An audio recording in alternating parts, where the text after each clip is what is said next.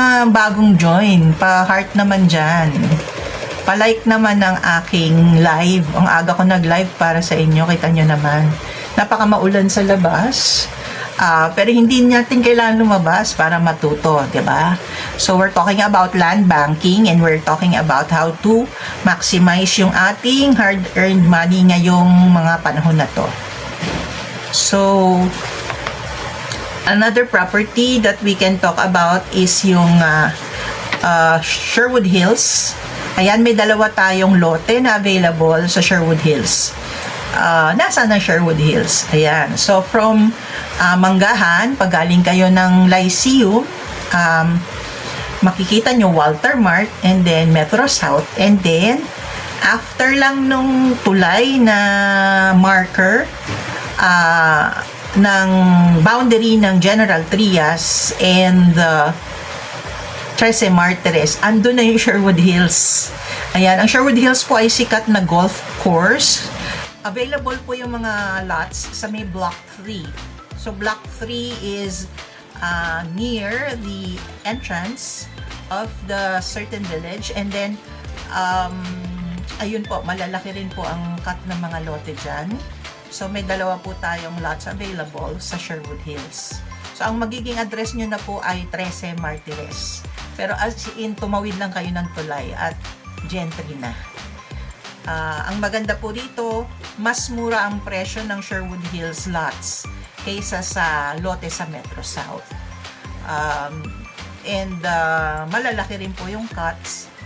Nasa 200 plus. So, dalawang lote po yung available dyan, sold separately. Magkaiba po yun may-ari. And, pwede po kayong mag-invest dyan. So, ang maganda po rito is, this is a very legitimate transaction. Meron po kayong titulo, makakakuha kayo ng titulo. And then, of course, yung mga other important documents that comes with it, which is yung amilyar na bayad ngayong taon, 2025. And then, makukuha nyo rin po yung tax declaration, which is kakailanganin nyo pag nilipat nyo na po sa pangalan nyo ang lupa. So, anong pwedeng gawin sa lote sa Sherwood Hills? Kagaya po sa Metro South, kasi po marami nag-golf. And marami pong naghahanap ng house for rent. So, po kayong magpa-long term lease dyan. And pwede nyo rin pong gawing Airbnb. So, yan po. Very, paano ko sinasabi to? Kung ikaw yung tipo ng tao na gusto mo talaga ng privacy, napakatahimik, malayo sa lahat. Ayan, may mga ganun kasi gusto nila talagang hindi sila mahanap ng kamag-anak para hindi mo utangan. So, sa Sherwood Hills ka tumira, di ka mahahanap. Ayan, unless ipipin mo sa Google Map yung bahay mo. Ayan, so, ayan po yung ating tatlong villages kung saan makikita mo na maganda mag-invest sa may bandang General Trias. Ngayon, bakit ba ako sobrang excited i-share to mga lote na to sa General Trias? Kasi po, tinatapos na pong gawin ng SNR. Ang SNR po ay kahilera ng Lyceum. Oh my gosh!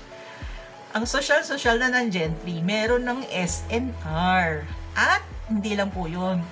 Tinatayo na po ang SM General Trias. We got it all for you. So, hindi ka nalalayo, di ba? Ang saya-saya. So, it's a very, very, parang wonderful time to invest. Kasi nga po, kapag ka tumatayo yung mga ganyang commercial establishments, tatlo lang ibig sabihin yan. Una, no, maganda yung lugar para investan. So, mas marami pang jobs na tatayo dyan. At pag mas marami pang jobs na magkakaroon dyan, mas marami pang taong pupunta dyan, maghahanap ng bahay. Uupa sila sa'yo. O kaya bibili nila yung bahay na itatayo mo. Saan mo itatayo yung bahay na pauupahan mo or ibebenta mo? Sa loteng bibilin mo. Yan. Guys ko na ginagawa yan.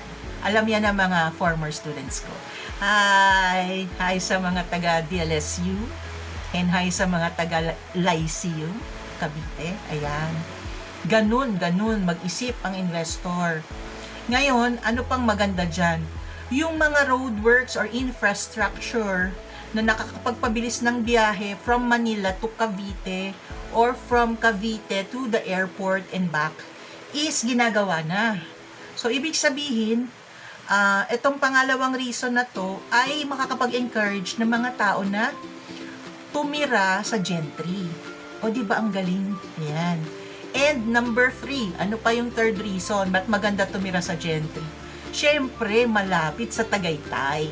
So, alam nyo naman, ang mahal ng properties sa Tagaytay. So, kung gusto mo lang ng once a month or tuwing weekend, bibili ka lang ng baka sa Mahogany, tira ka na sa Gentry. Kasi, joyride lang yun.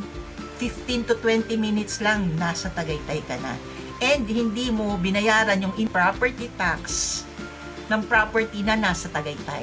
At saka, lagi may tubig sa Gentry. Hindi ka mahirapan doon. Wala kang issue sa tubig. So, ayan, yan yung mga reasons, mga kapatid. Kaya dapat na mag-invest ka na sa General Trias.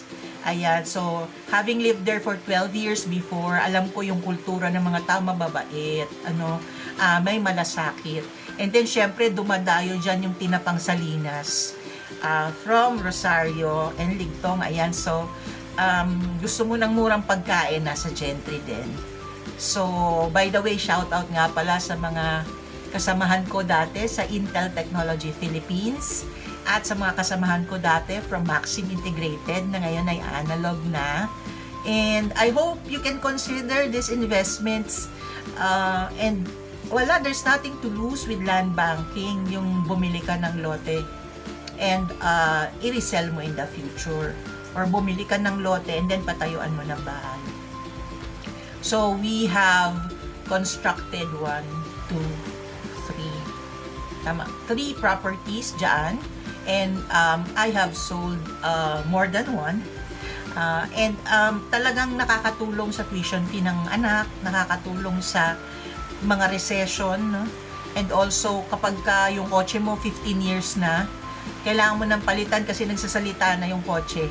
Nagsasalita na yung sasakyan. Hindi na safe. So, bago pa dumating yon, palitan mo na. And may paghuhugutan ka, di ba? Para yung pera mo lumago at makabili ng mga ganong mga assets. So, ayan, I think nakatulong naman sana. And again, have a happy morning. Remember, walang araw na hindi ka minahal ng Diyos at kasama itong araw na ito sa araw na pagpapalain ka niya. So, remove all the noise and the disbelief and just know that God loves you and God knows what He's doing and just cooperate with Him and live under His grace.